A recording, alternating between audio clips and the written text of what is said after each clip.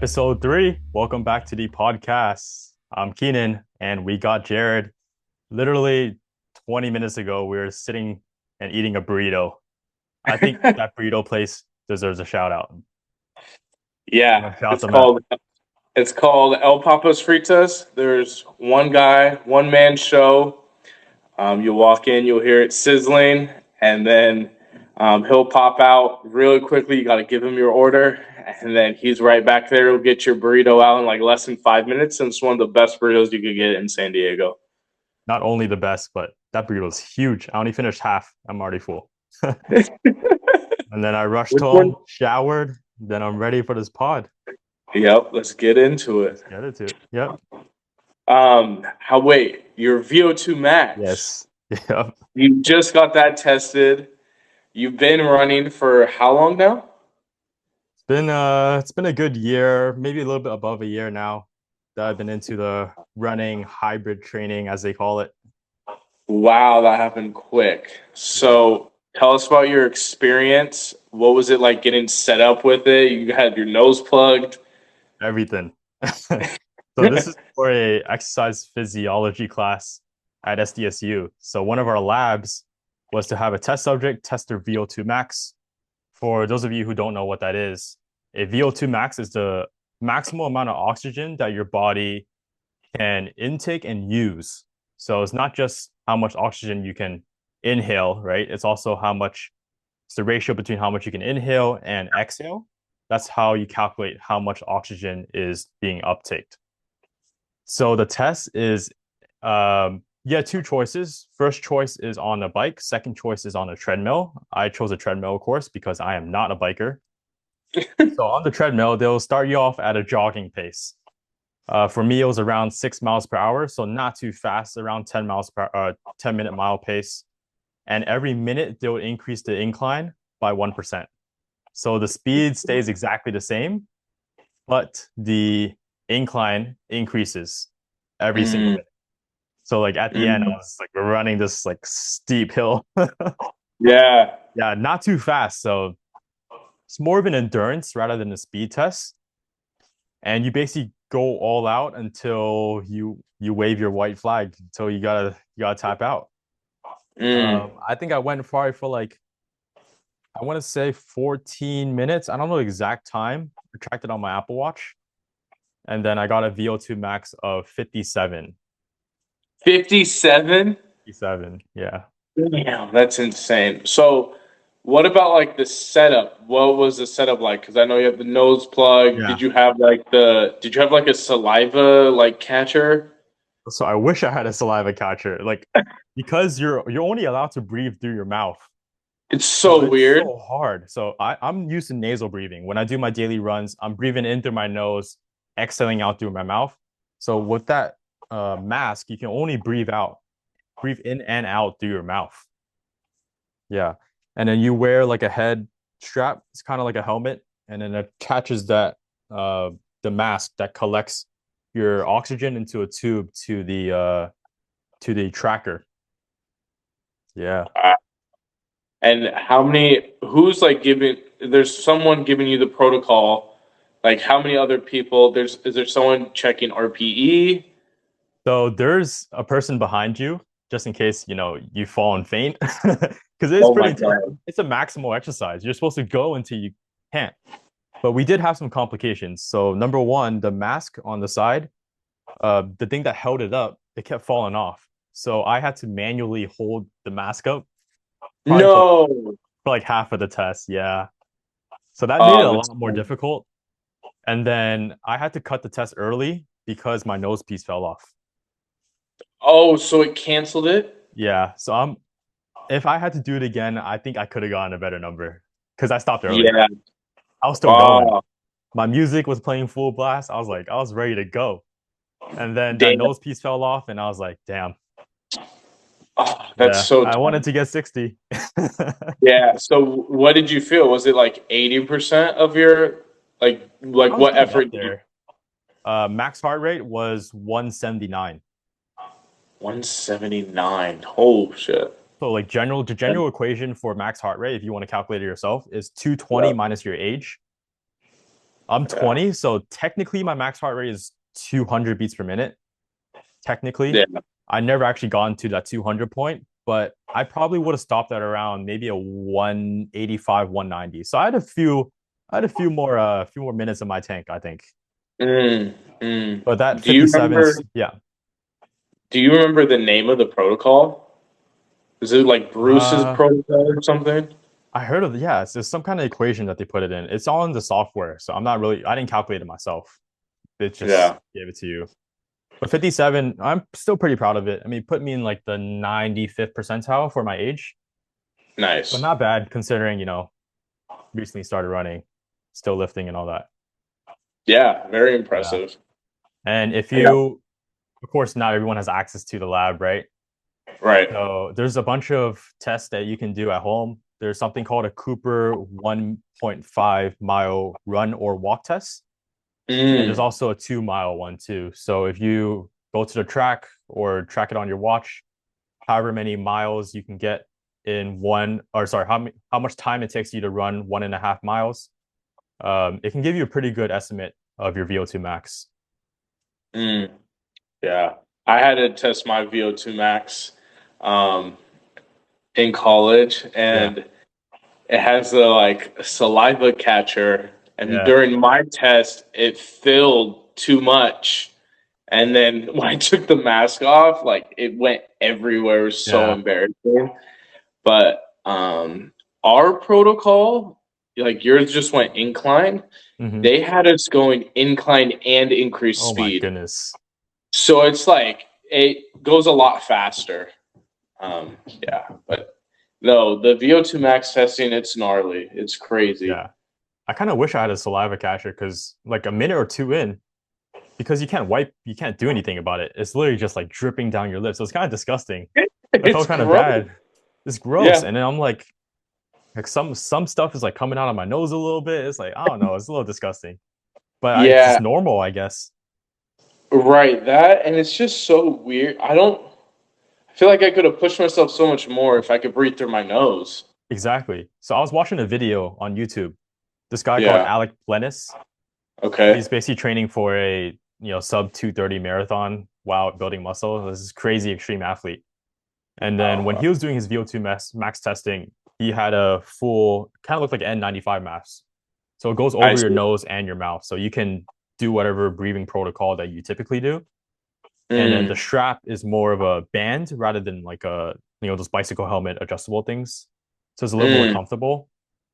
But I mean, not every lab, of course, has that kind of mask. It's pretty expensive. I bet. Yeah. Oh, let's talk about our class today. Let's do it. Yeah. You want to run through like the programming and all that? Yeah, so how we have our Sunday class programmed is we have different blocks and then we kind of do some kind of burnout at the end. So for block one, we got exercise A, exercise B, and people go at their own pace, just flipping back and forth, and it makes it really easy. Once you have all the allocated equipment, you can have a class that's packed, and you just put half the class on one exercise, the other half on the other. Give them a rep range, and then just keep switching back and forth. We do typically like 10 to 13 minutes, and then we move on to the next block. After they finish block A, they'll go to block B. We'll demo that. And then after another 10 to 15 minutes of going back and forth with new exercises, after block B, we go into burnout. Today was more, we focused on isometrics. So we gave 3 different exercises for isometrics. And then they did 3 total rounds of that. And that seems like a good baseline level of intensity. Yeah. And part of our programming is more supplementary. So it's not going to be like your typical, barbell squat, deadlift, and bench. Like it's still going to have major movement patterns, but it's more on supplementary. So today was mobility. Sometimes we'll do core. Sometimes we'll do power and agility. Honestly, my favorite one to coach is power. I don't know about you. Yeah, yeah. Power is so much fun. And Yeah, then it's the like most like fun to like program, and it's just because it's basically how I train like pretty much 5 days out of the week is like that. So it's like, yeah, this is my wheelhouse. That and it's cool to make people feel powerful too. Yeah, yeah, that too. What was your favorite exercise today? So I have one that I have. Favorite exercise of the day. I would say it was in that first block, the ATG split squat. Mm, Because I used to train, I probably trained that for a year straight, and I always got like not nervous, but I always like didn't look forward to doing it.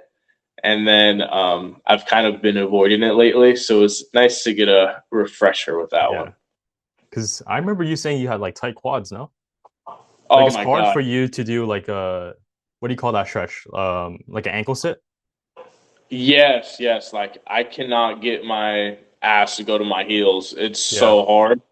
Now I've worked up to a point where I could do it. It's still uncomfortable, but I kid you not, I couldn't get within like it felt like 40 to 50 degrees of flexion, like yeah. towards it was like an obtuse angle, not acute at all. Uh-huh. Have did you like actively work towards getting better range at that, or did you just kind of just naturally with more lifting and full range of motion, you just were able to get lower? It was 100% full range of motion Mm. lifting. Really, those heel elevated squats is what Hmm. helped me. Um, yeah, other than that, it was just, yeah, I would say 90% of it was just lifting full range of motion, trying to get into really deep positions. That's why I did a ton of ATG split squats. Um, and then maybe 5 to 10% of it was just like massage gun, self massage, Hmm. foam rolling the quads. But I really credit just full range of motion for sure. Yeah, and I think that's something that at BFT we can emphasize a little bit more because if you lift full range of motion, you don't really need a lot of additional mobility work. Like if you No. already do deep squats, if you already have, ass to grass technique, then doing heel elevated temple squats can really only give you so much more benefit if you already Mhm. train like that, throughout the week. But the purpose of these supplementary classes is most people don't train like that. They'll just go to True. parallel, they don't go through that full range of motion. So these classes kind Hmm. of forces them to do that. So not only is it a pure mobility today, I treat it as more of a technique check where they're kind of forced to use lighter weights. So it allows me and you to kind of coach them better. Yeah, Yeah. 100%. And it's better to work through full range of motion. You don't have to use as heavy weights. It's a little bit Hmm. safer, and you're getting your mobility work, plus you're stimulating muscle. Yeah. Today I love my favorite exercise was the band row. Oh, yeah. Because literally yesterday night I was watching a video of the same guy, Alec Blennis. He is Yeah. doing like a YouTube video on a complete guide to core training or Mm. core training and spinal flexion training.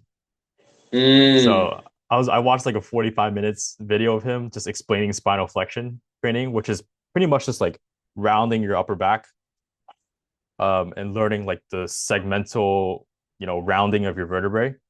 So like Right, right. Jefferson curls, Zotman, those stuff that I would Hmm. eventually want to tap into, but it is a little scary.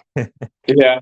Yeah. So that band row that we did today really focus on that upper thoracic rounding and then full extension as you pull the band. So it was my first time doing it with the band and felt great. Yeah, because the tension in the band helps pull you in. Exactly. Yeah.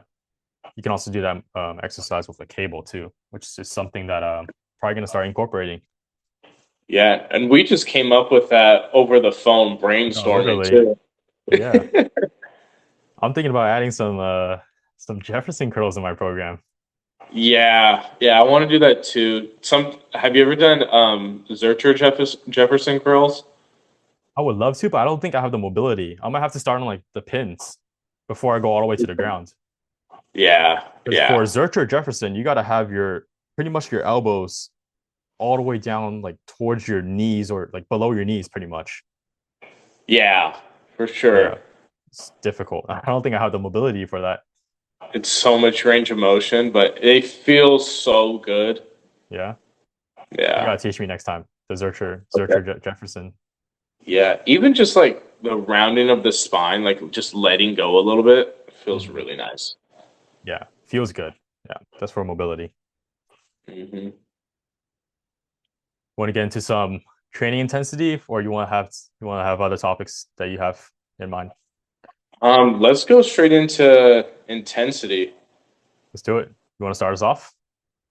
Sure. So when I think of intensity, my main thing with people is you'll see people who lift on their own. They'll do just like 3 sets of 10 their whole life.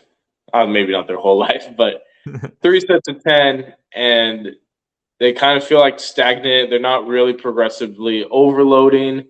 I think it's really important to maybe train to failure every now and then to train within 2 reps of failure is the general rule of thumb to get some muscle stimulation. And like your reps should feel slower the more that you go into it. So like if you're on a dumbbell bench, you go for I don't know 8 to 12 reps, and you're on that 10th rep. Those last two should be really a dogfight to get through in order to stimulate muscle and just allow for progressive overload. Yeah. Building off of that, double progression, I think is very important. It's something that I use to build like like a lot of strength with. For those of you who don't know, double progression is pretty much progressing in both weight and reps. That's why you call it double progression.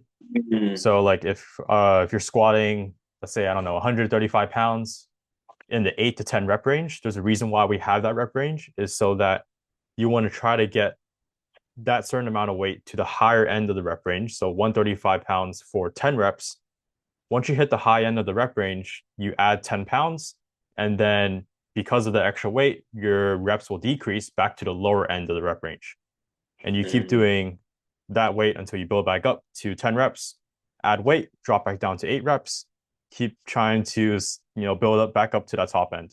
So it's like endless cycle that you can just keep building off of. I think it's a great way to keep yourself in check of are you actually training hard and are you actually trying to get that extra rep? 100%. And sometimes if you're in the moment, you're saying your rep range is like 8 to 12, for example. If you get to 12 and in your heart of hearts, you know you got more in you, just go and keep Mm-hmm. going until you're like within those 1 to 2 reps of failure. A rep range is just a suggestion. It's not the end all be all. Your muscles don't know if you end on an even number versus an odd number. So just really get within those 1 to 2 reps of failure. Yeah. I mean, I love that point because if you're only doing squats, I don't know, you only ever done 8 reps and 10 reps. What about nine? Right? It's kind of weird saying, yeah, I did this amount of weight for 9 reps, but you got to have those incremental increases session to session if possible, so you can really build more strength and muscle. Mm. What are like some of the mindset tips you get when it's like, okay, you gotta dig your heels in, you gotta dig deep? Is there something that you're thinking? Do you go more blank? I gotta have some music in, just Yeah. blasting my AirPods. Uh, that's really all there is to it. Trying to maintain form, and about that, like I would suggest there's some exercises where you probably wouldn't want to train to failure if you're new at it. One that comes to mind is just a regular conventional deadlift. Like if you're That'd be training crazy. if you're training a conventional deadlift, let's say for the first time for I don't know 8 to 10 reps, I'm not Yeah. going to tell that person to go to failure. Is there another exercise that comes to mind that you probably wouldn't suggest? Mm, um, I would say just any kind of exercise where it's the exposure is new and it's in Hmm. like a really deep range of motion, and maybe you're not as comfortable choosing the right load. Yeah, one that comes to mind for me is a barbell overhead press too. Like, Mm, yes, of course, like overhead pressing, deadlifting, you can train to failure. Like if your form is good, your bracing is good, and you've done it for a good amount of time in your training block. But if let's say the general population are probably going to cheat their way up by either using their lower back on a deadlift or overarching your back on a barbell overhead press. So I think there's exercises where it's appropriate to go to failure a little bit more often, which is Yeah. typically the support exercise. Like if I'm doing uh, a chest supported row, like that's probably gonna have a lower risk of injury than something unsupported, like an overhead press. Um, Hmm. but you kind of just have to know and meet yourself where you're at. Yeah, and that kind of goes, I would say, for all Olympic lifts. Oh yeah. Yeah, just I could what it talk a makes little bit sense. about my Olympic lifting journey. Yeah, yeah, let's hear it. Yeah. So it was only just recently, like I would say 3 months, 3 or 4 months, I just started learning how to Olympic lift. My reason for that is I just want to get a little bit more explosive and a little bit faster because years and years prior, I was only training in like the tempo, 3 seconds on the way down, 2 second pause, 1 second on the way up, the typical bodybuilding tempo style training. For So I was sure. like, Olympic lifting is a something that's different. It requires more explosiveness. It's a skill that I believe is really important to learn. Not just the movement itself, but its translation to other sports, or even just like daily activities like sprinting. Like if you have a 400-pound hang clean, I would probably imagine you're a pretty good sprinter. I know Hmm. correlation does not equal causation, but it's getting a stronger hang clean is going to make you more explosive and faster. Yeah, Um, 100%. so that's why I started training it. And probably for the first month, it was just a bunch of empty barbell work Mm, because getting that form right again, not training to failure like you mentioned. It's yeah, more about getting the form, um, and learning the snatch and the clean with minimal pain. Yeah. right. Was there any type of movement that shocked you or made you that was a little bit harder technique wise to learn? Yeah. Getting full hip extension. That pretty Ooh, much just means like bringing your hips all the way forward so you can kind of use the entire range of motion of your hips to generate more power. So I was lacking in that because I would say my Olympic lifting style was more upper body dominant, which is not a great thing mm, because your upper body can only generate so much force, right? To a certain extent. right. Yeah, Eventually, you got to start using those legs. So that's something that I'm still working on to this day, just recruiting more of my hips into it. yeah. Yeah. There was a guy that we had at BFT. He was an ex D1 or D2 football player, and we started doing hang cleans, and he's like, "You just got to throw your hips into it." And Hmm. I was like, "Yeah, that's a great cue. Just throw your hips." Yeah. And a lot of people, I mean, I see also people kind of overdo that where they almost hyperextend their lower back, Right. which is also not great. But I think I need to strive to do that so that I'm like basically right in the middle at that point. So yeah, next time I train Olympic lifting, I'm definitely gonna take that into consideration, getting my full hip extension into it. Did you feel like it helped with sprinting? Because I know you still train sprinting now. Yeah, it's hard for me to tell if it helped because I was doing it roughly at the same time. So I didn't have like a 100-meter sprint time before Olympic lifting and then a 100 Hmm. meter sprint time now. I kind of just started both at the same time. But as one progressed, I definitely saw the translation to the other. I mean, you I just see. feel like you can, maybe I'm not stronger, but I am able to express a little bit more power. I It's see. kind of hard to put into words, but yeah, think about a maximal sprint. Like I'm just able to generate a maximal sprint. I see. I see. Yeah, You're more comfortable sprinting. You feel like your body could take the force a little bit better. exactly, exactly. Maybe that's just a Nice. mental thing too. I don't know, but we'll see Yeah, as I train more. for sure. For sure. What's your favorite rep range to train Just in general, in general? always been 8 to 12. 8 to 12, really? 8 to 12 is my typical favorite because I feel like it allows me to load heavy. Um, Maybe I would say like if I get 8 reps, doesn't feel like too much work at once, but I still feel like I could lift pretty heavy. And then if I get into those higher end ranges, like I know when I was doing dumbbell bench with pauses and I got pretty strong at that, I would start out with 8 reps with the same weight and then slowly would creep into like nine, 9.5, or Yeah. like a 10 to 10, and then next thing you know, you can get 12 with that weight. Um, and then usually, I don't know if it's a mental thing, but around 10, I'm always like, oh, I'm smoked. I don't know how I'm gonna get these last two up. And then it's like a real dogfight to get those last two. Yeah. I love 8 to 12, but my favorite is 6 to 8. 6 to 8. I just feel like it's like the sweet spot for double progression. When I was training for like a 405 squat, Yeah. 6 to 8 was like my bread and butter. It was just, I would go into the gym. I exactly know what weight I'm using.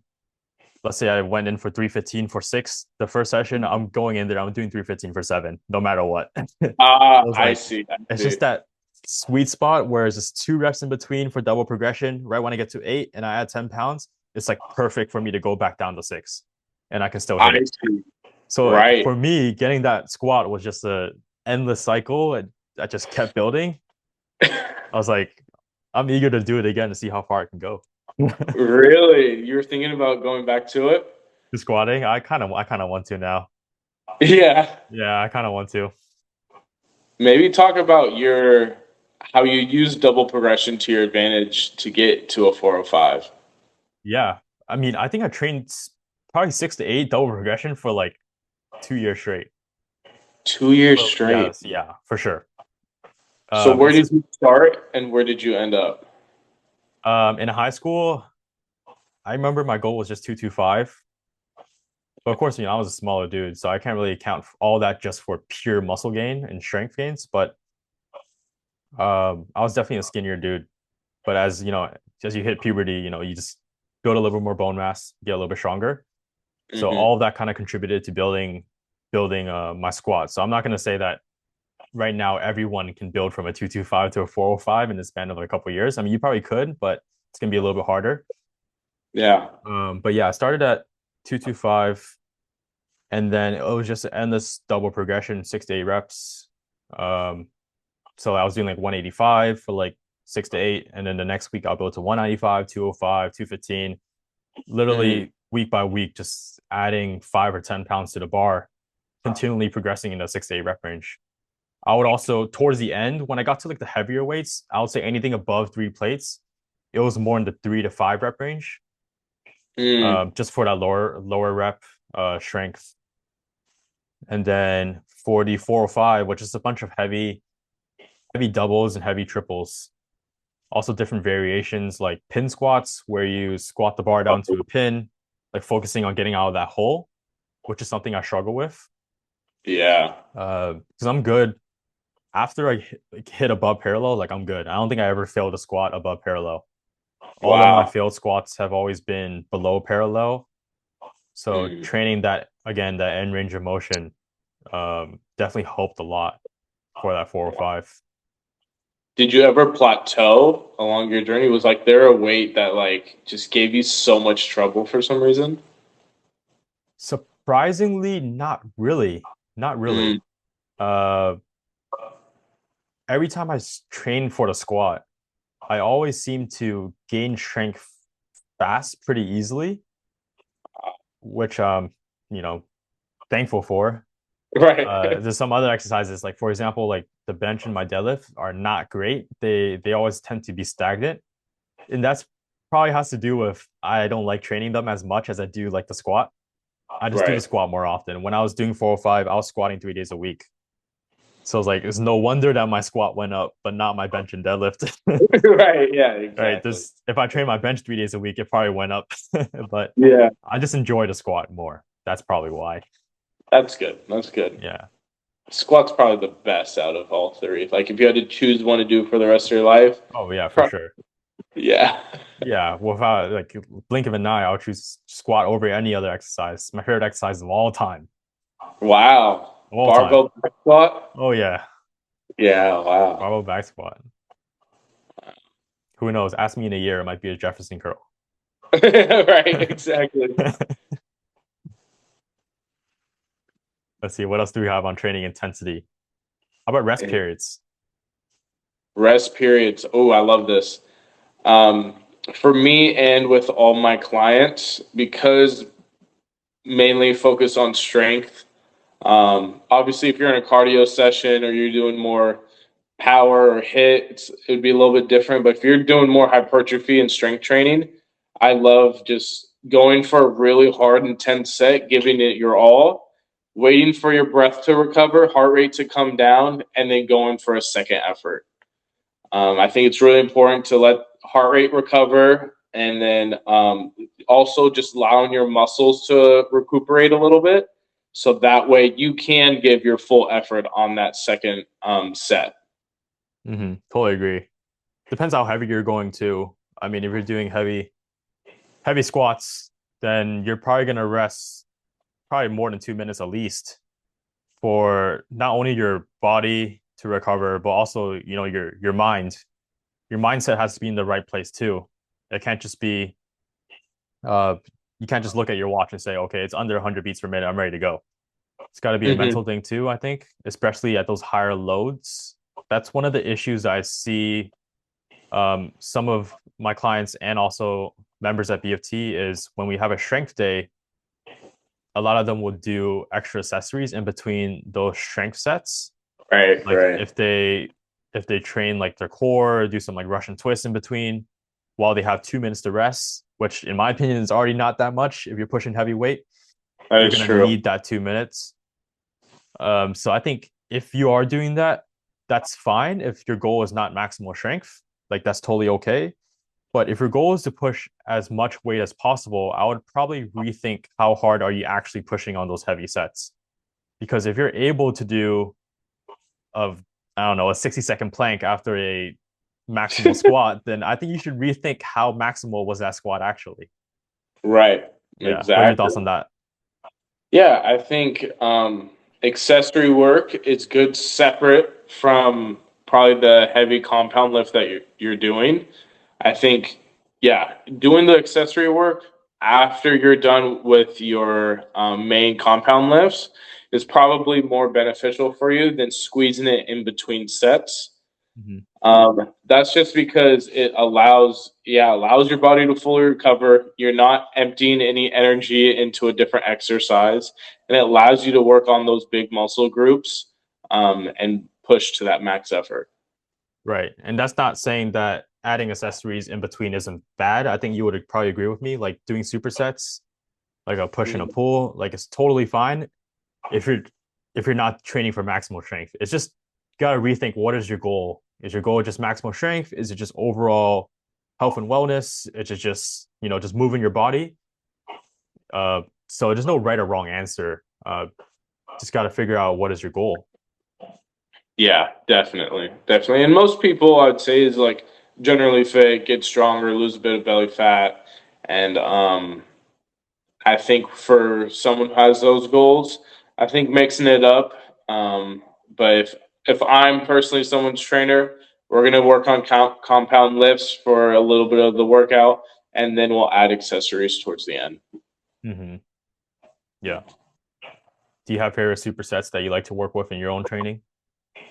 Just any kind of agonist and antagonist. So like Yeah. Um, what I like to train personally is just a full body workout. Sometimes I'll do like a posterior chain day and then an interior chain day. So if it's like a posterior day, I'll do pull ups and then I'll go into like a heavy loaded single leg RDL.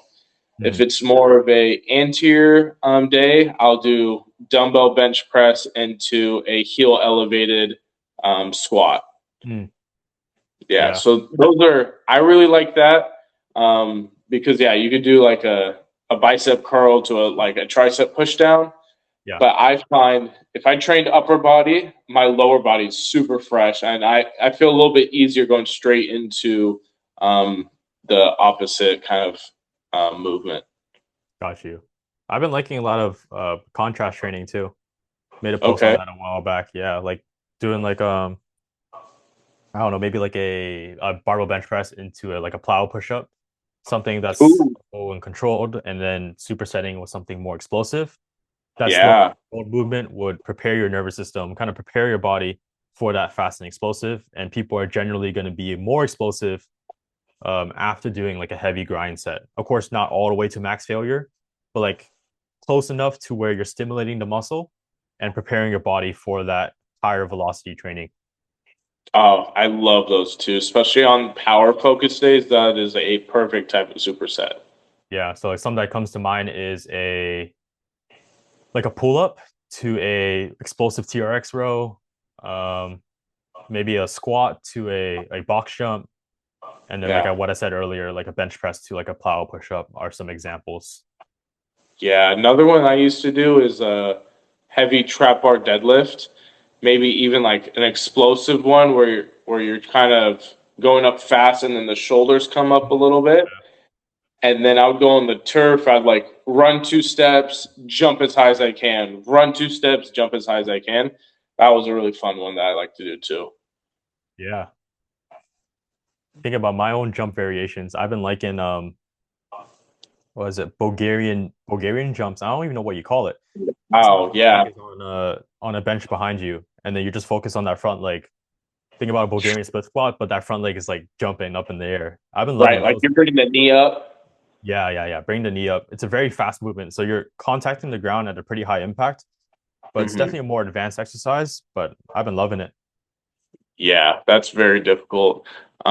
Kind of semi off topic, but it's something that I also like to do in that Bulgarian position is just doing small hops like side to side. Yeah. Uh, yeah, I feel like it's a nice like low level plyometric move. Hmm. And I don't know the exact like science behind it, but like box jumps, but landing in one leg only. Ooh, that's hard. Yeah. Because you're able to go a little bit higher because you're jumping with both, right?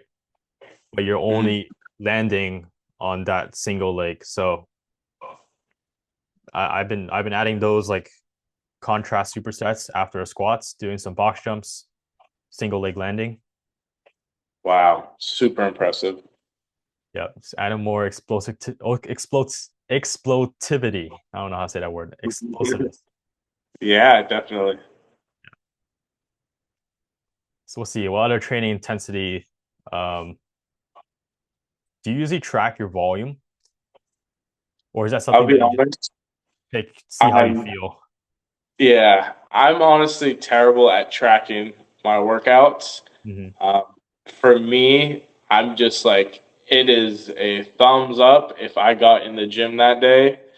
And typically, yeah, I know what I've lifted before. I know what kind of general strength I have, and then I kind of just go based on past experience. Maybe Yeah, not what I would recommend to a client, but being a professional in the space, I have a decent background in at least kind of knowing 90, 95%. Maybe it's not a perfect program, but it gets the job done for me.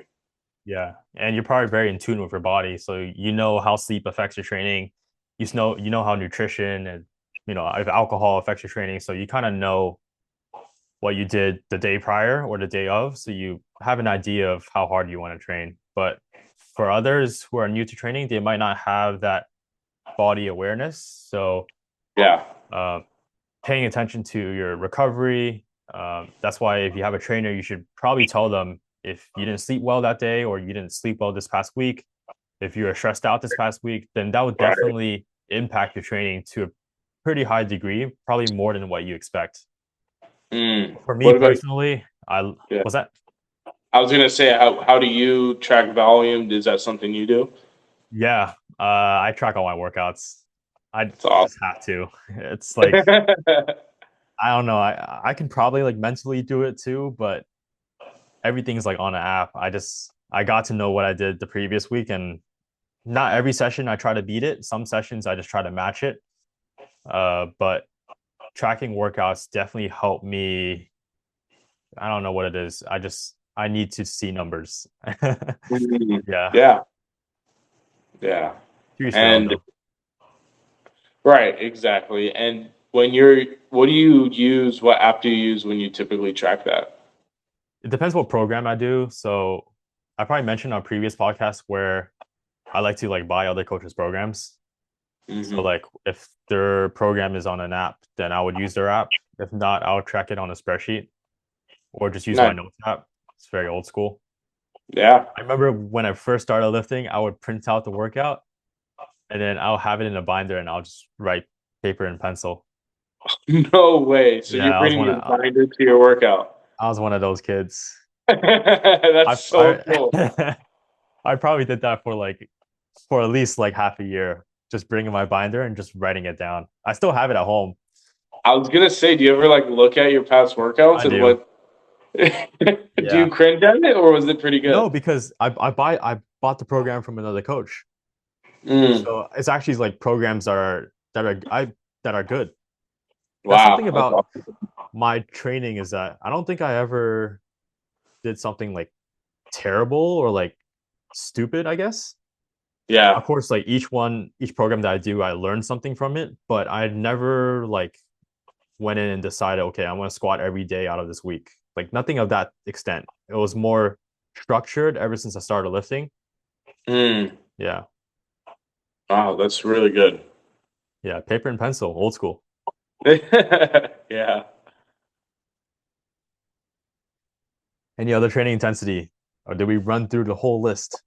I think as far as intensity goes, no, that's it. Just like get in the gym, train hard, and have good form, and you're gonna see results. Yeah. Yeah. Move on to our next topic, or do we gotta head out soon? I'm good till about like 1:35. I'll be good. 1:35. We got 15 minutes. All Yeah. right, sick. Let's go into since we're mentioning it about a little bit earlier about sleep and recovery. Um, how's your sleep? How's it been? My sleep? Oh Yeah. no, sensitive topic. Um, I'm notorious for being a terrible sleeper. Um, Why do you think that is? um, the real reason is I'm so busy throughout my day. Hmm. I feel like I don't have enough free time for myself. So then I forget what it's called, but by the time I get to bed, I just want to like just chill out for a little bit and not like, because I know as soon as I go to sleep, I'm waking up early for work the next day. Mhm. Um, so yeah, my sleep, I probably average like 6 to 6.5 hours. It's so bad. Gotta get that number up.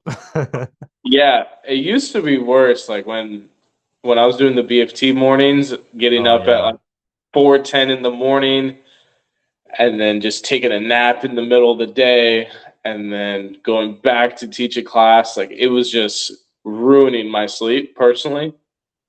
Um, Now I have more of a consistent schedule, so it went from probably like averaging 5.5 hours to 6.5. But I need to be getting minimum 7 hours a night. Like Yeah. that's not that hard. Some people who I talk to, like they're okay in that 5 to 6 hour a night, but like for you, do you notice a big difference between like a night of 5 hours to 6 to 7 to 8? Definitely. So if I'm on sub 6 hours of sleep, it's my body's almost just like in like a cortisol dump. Like I'm like I'll wake up, I'll be training a client. I'm like, I should not have this much energy right now. And I think it's just adrenaline and cortisol. Yeah. Um, if I get my average 6.5, like, I don't know, around midday, I'm like, okay, I can't wait for my nap later. Yeah. And then if I'm getting 7, just because it's so rare for me to get 7 during the week, I'm like so like yawning all day for some Mm. reason.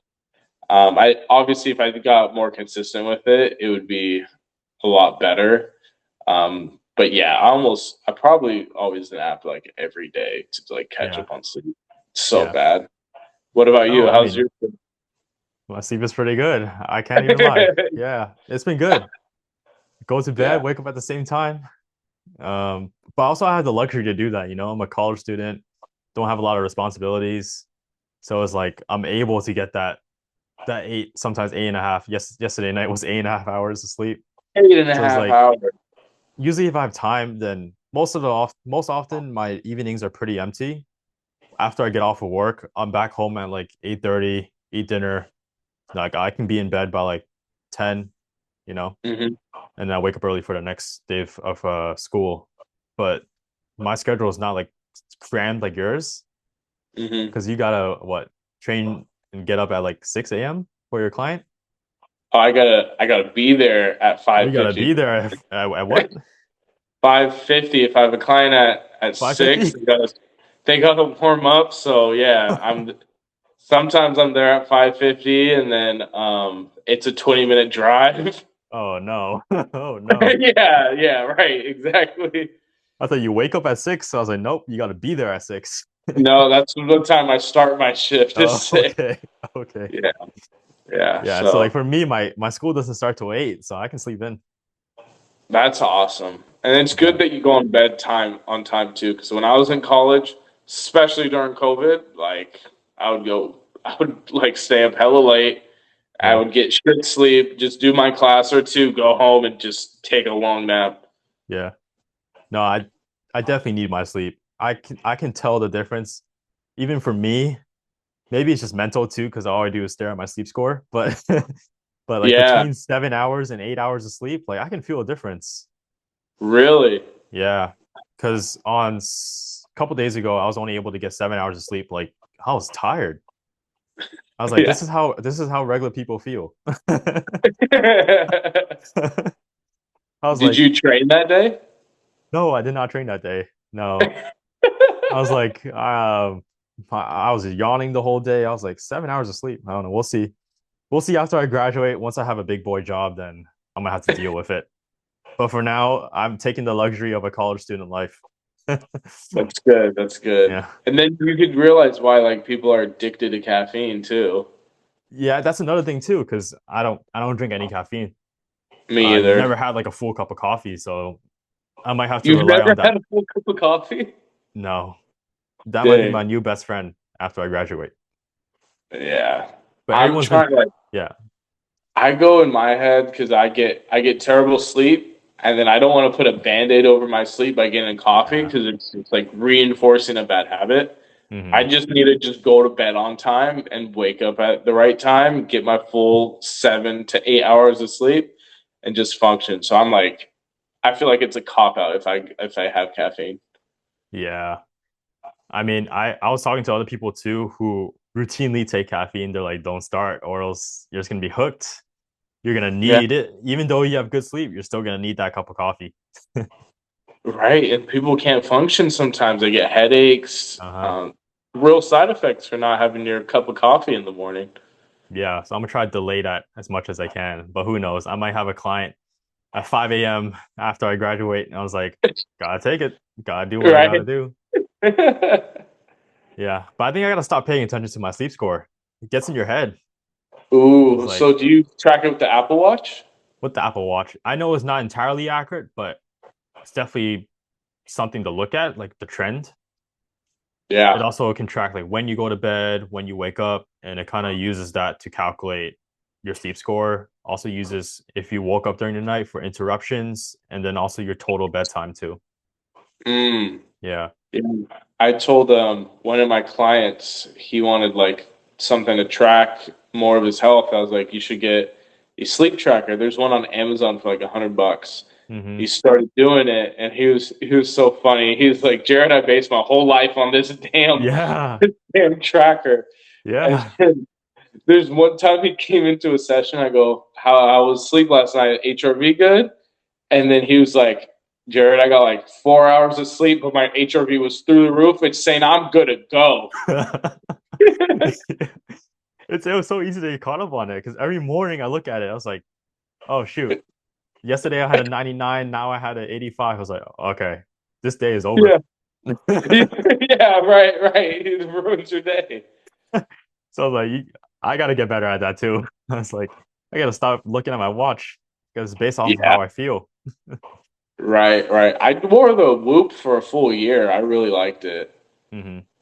And there was days where like I would get like 4 or 5 hours of sleep, but my HRV would be through the roof and I would be in the green. It's like you're good to go for the You're good day. to go. Your HRV is good. Yeah, right. Yeah. But it's interesting. There's a lot of psychology with it for sure. Yeah. It's also like crazy. I don't know the technology behind it, but it's crazy how this little thing can like do so much. Like Yeah, mine is just like the Apple Watch SE is like literally the lowest tier because I got it before I was into like running and all that. I But see. it tracks my VO2 max. So impressive. Did Yeah. it line up with your test at all? I right now the VO2 max for mine says 61. Okay. Uh, which I think is kind of overestimation. In Yeah. the lab I did was 57, but because I think I could have gone a little bit harder if it weren't for the mask and the nose piece falling off, I think I would be in like the 58, 59. I was trying to get Yeah. 60. So it's pretty close. Right, right. Yeah. That's awesome. Do you remember your VO2 max when you had your watch?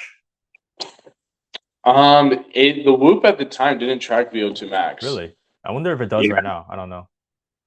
I think it does now. Yeah. And another cool thing about the Whoop is that you could do they partner with different clinics and you could do blood tests. Blood test. How does that work? So basically, you go to clinic, get your blood test done, and then they upload the results to Whoop, and Whoop like Uh, has like something like 60 different metrics it goes off of, and then it reads your blood work and like tells you what to improve and how to improve it. yeah. There's so many trackers now. There's like Aura rings. You probably heard of that. Yeah, Aura Ring's a big one. Yeah, my dad has one. How does he like it? Yeah, it's just to track the trends. It's not you don't take anything as an absolute value, I guess. Like Yeah. for him, his VO2 max is 58. Damn. I find that hard to believe. There's no way your VO2 max is higher than mine. I'm sorry. Yeah, right, Because exactly. with age, your VO2 max goes down, or maybe he's just a super athlete. Who knows? That's what he Maybe. claims. He claims that he's a super athlete. I would too if I was a dad. Yeah, so his VO2 max, he can say that it's more than mine. Wow. That's awesome. Maybe when I wear that ring, my VO2 max is gonna be like 75. Right, right, exactly. Switch the watch and switch the ring for a week and see what happens. Seriously. Yeah. See, any other recovery tools that you've been invested in? Recovery tools. I have a massage gun. I got compression boots. I have a vibrating foam roller. You get a vibrating Um, foam roller? yeah, yeah, but I need to find the charger for it. Oh, so But the I got it off Amazon. It's a yeah. little gimmicky, I'd say. Uh-huh. Um, maybe it helps minutely, but that I got it's a knockoff version of the So Right to like get your Yeah. psoas muscle. Yeah. That's a good one to like release your psoas. My favorite right now, and this is a tip for like just general population. If you're focused on recovery, I think number one is probably sleep, Yeah. and then close second, if not tied up, is going to be your nutrition. And then kind of all those gadgets and stuff maybe could help 10%. Hmm. Um, I love hitting the sauna. That's one of my favorite things. Gives me a second to like just lay down, relax, sweat out a little bit. Sometimes I do stretching in there, get some range of motion. Um, that and I love compression boots right now. Oh yeah, that's right. You have one. Do you have the Yeah. Normatec one?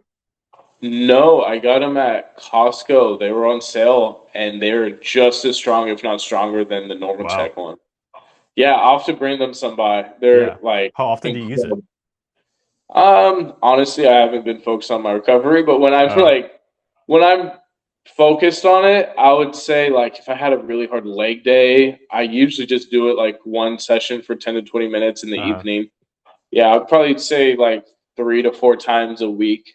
Uh, damn. Yeah. If I had that at home, I would probably be using that like every single day. I'll just pop those things on, put a movie on the TV, sit on the couch, and just just knock out. And that's the best part about it is like you Yeah. just gotta like get your legs in there and you're good to go. Yeah, dude, I'll be using that every day. I think I got to get one. Right, yeah, yeah. I'll have to send you the ones that I have. Yeah. The Speaking of the vibrating foam roller, tried it Hmm. at the gym back at home, in Hmm. SF. I love it. You Yeah. know, I actually think because usually I would before a run I would foam roll and then massage gun, but Okay. like that kind of takes a long time. I don't. I'm sure there's not like a huge amount of science saying the benefits, but for me, I just feel great after. Like it's just more Right. of a mental thing than more of like a physiological thing. I'm sure, but me doing just a vibrating foam roll is like a 2 for 1. Foam It roll, is. massage gun at the same time. Yeah, that's exactly what it's like. That's a perfect Mhm. way of thinking about it for sure. Yeah, I just did a video that'll be sent out comparing the bumpy foam rollers to the smooth ones. Do you have a Ooh. preference? I think it's all about what you can tolerate. Yeah. For me personally, I think if you could tolerate the bumpy one and you could feel like you could relax into it, I think that one's good. But if you're just going to be tense, your muscles will be tense on the foam roller. I don't think it's going to give you much benefit. They even make soft foam rollers, so typically they're like white. It's a Hmm. little bit softer than the smooth surface. I usually have people start out with that one to foam roll their quads, just because quads are get pretty tight, and then progress up. Yeah. Um, but yeah, mainly for me, I would say any the hardest level foam roller you could take, where you still feel like you could relax. Yeah. And there's many of like different ways of rolling out now. Like what you mentioned, the soft roller, then you can go to your regular black ones, and then the bumpy ones, and then if that still feels all right, getting like a lacrosse ball, like that would Mm, really like pinpoint exactly where you need to. And then what you yeah. were saying, like the psoas release thing, that's another form of myofascial release too. So there's so many of these that you can do depending on your muscle soreness and the intensity that you want to roll out with. Yeah. If someone had like just $100, what would you recommend? $100 for recovery tools. Yeah. Personally, I think just a foam roller for sure would be in there. Um, wow, maybe like a cheap massage gun Yeah. just to get areas where you can't foam roll, like my traps, for example. I have really tight traps. I've been also Yeah. loving that little handheld thing that pinpoints. I Yeah. don't know what that's called, but it pinpoints specific muscle groups like that. I've been loving that. I've been using that every time I work because our gym has one. Mm. Um, yeah. What about you? $100, that's exactly where I was gonna go. Foam Yeah. roller, and then grabbing like massage guns are so cheap nowadays, Yeah. and Yeah. Just so cheap. so many companies make them. Grabbing one of those. Um, Was it Another random recovery tool I used to do was I would heat up a sock with rice in it for what? like so you grab a sock, you pour like Yeah. a cup or two of rice, tie a knot in it, put it in the microwave for like 5 minutes, Yeah. and now you got a heating pad. So like Oh. yeah, so you put it on like what kind of injured area or sore area to just help promote a little bit of blood flow, and then after you Mm. got that heated area, then you move through like different ranges of motion. That was the first time I heard of that. Yeah, yeah. I'd be pretty surprised if I see a sock with rice in my microwave. It is kind of random. Okay, next Um, time I'll try that. If you have like what like a bruise or like a soreness. yeah, like sometimes instead of like icing my ankles, I would heat it with the sock Got you. to allow to promote blood flow. Got you. Got you. What about, I think one that you haven't thought of that I think you could speak to, because we talked about sleep is going to probably be your number one um, recovery tool. You have this like really cool sleep mask. You want to talk about Oh yeah, it's called a Manta sleep mask. Please sponsor us. It's that? a over the ear mask that covers your ears with a Bluetooth speaker. So typically I have roommates, so like I like to have my AirPods in so they don't wake me up because I sleep pretty early. So I Yeah. have my AirPods that play just like rain sounds. So the Manta goes over your ear so that you can sleep on your side because on the AirPods it gets a little bit uncomfortable. So Mm. those really help. But unfortunately, I accidentally put those in the wash. So like the speaker messed up. So No. I've been relying on these AirPods to help me go to sleep. But benefit of AirPods is they have noise cancellation. The Manta Yeah, sleep mask doesn't. So these actually keep me asleep better than the Manta, but it's just not as comfortable. Yeah. I see. And then how do you like wake up in the morning? You have an alarm? Uh, that's the benefit of the watch. My alarm never does like a sound. It's more of a buzz on my watch that wakes me up. It's just a small Wow, buzz. Yeah.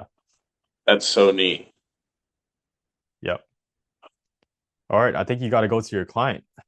Yeah, gotta get rolling here in a sec. All right. Well, thank you guys for listening, and we'll see you guys on the next podcast. Yo, episode 3 done. Episode 3.